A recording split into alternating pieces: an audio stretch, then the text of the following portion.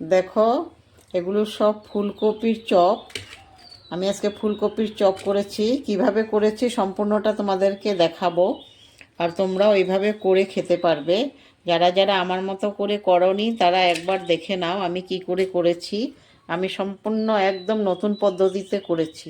একবার খেয়ে দেখো কীরকম লাগে, তখন বুঝবে। আর আমার ভিডিওটা সম্পূর্ণটা দেখো, টেনে দেখবে না, টেনে দেখলে বুঝতে পারবে না। চলো ভিডিওতে চলে যাই।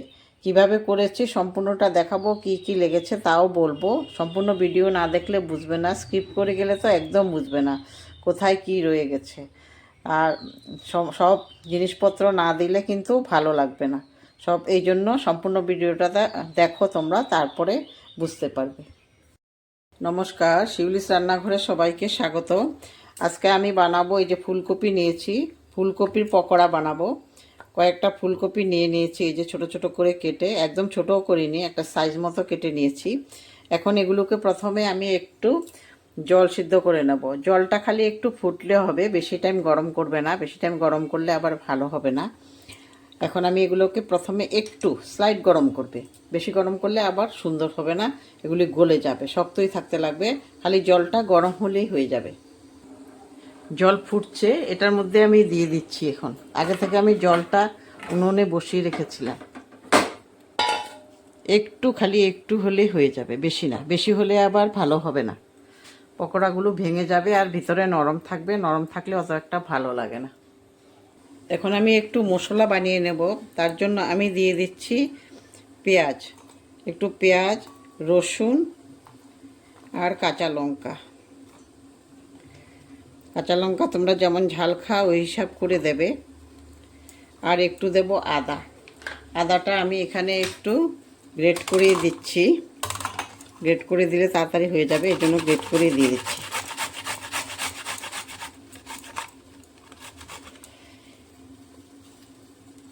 এই কয়টা জিনিস আমি এখন এখানে পেস্ট করে নেব। এদিকে কপিগুলো হয়ে গেছে, আমি গ্যাসটা এখন অফ করে দিচ্ছি। গ্যাস অফ করে আমি সঙ্গে সঙ্গে জল থেকে এগুলো তুলে নেব। পকোড়া বানানোর জন্য এখন আমি প্রথমে নিয়ে নিচ্ছি বেসন।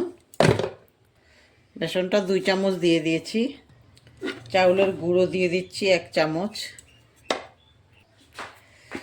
নুন দিয়ে দিচ্ছি পরিমাণ মতো।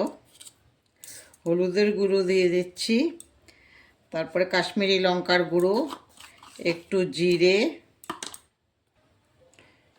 একটু গরম মশলা।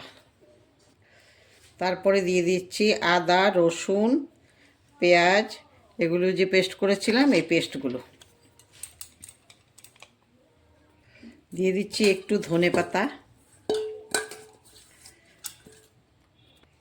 এখন একটু একটু করে জল দিয়ে গ্রেভিটা তৈরি করে নেব।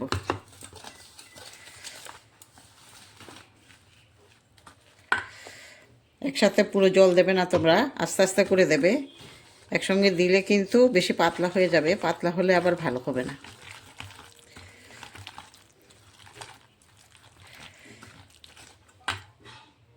দিয়ে দিচ্ছি একটু বেকিং সোডা। বেকিং সোডাটাও এটার সঙ্গে একটু ভালো করে মিশিয়ে দিচ্ছি।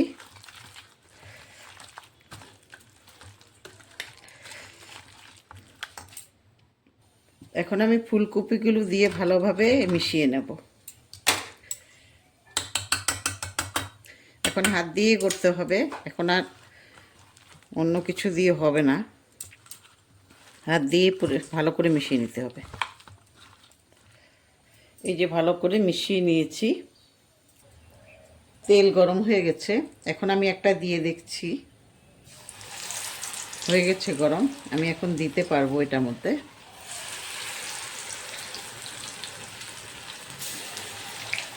এইভাবে তোমরা যারা করে খাওনি তারা একবার করে দেখো, খুব ভালো হয় খেতে।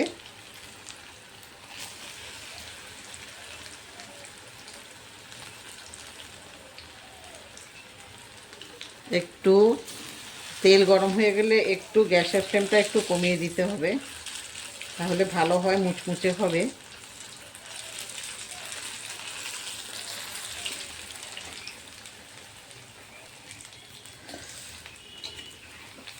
তোমরা যারা এখনও আমার ভিডিও দেখছো কিন্তু সাবস্ক্রাইব করোনি, একটা সাবস্ক্রাইব করে দেবে, সাবস্ক্রাইব করার জন্য অনুরোধ করছি।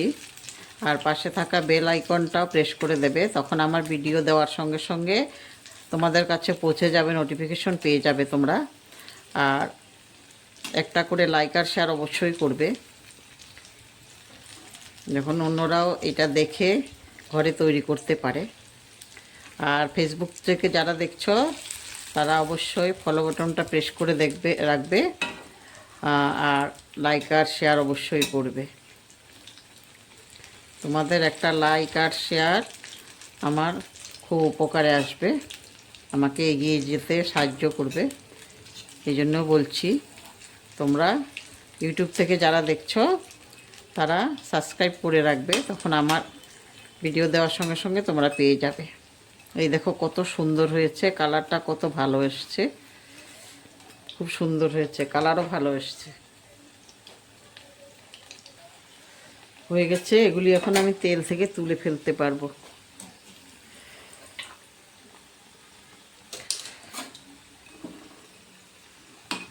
এই দেখো কত সুন্দর কালার এসছে, তোমরা নিজেরাই দেখে নাও কত সুন্দর কালার এসছে। তোমরা এইভাবে ঘরে করে খাবে, খুব ভালো লাগে।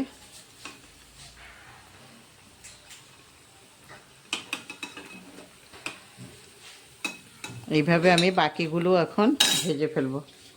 ভাজা কমপ্লিট হয়ে গেছে, দেখো সবগুলো ভাজা হয়ে গেছে। এইভাবে তোমরাও করে খেও, তারপরে কেমন হয়েছে বলবে, আর আমারটা কেমন হয়েছে তোমরা কমেন্ট করে বলবে। ধন্যবাদ।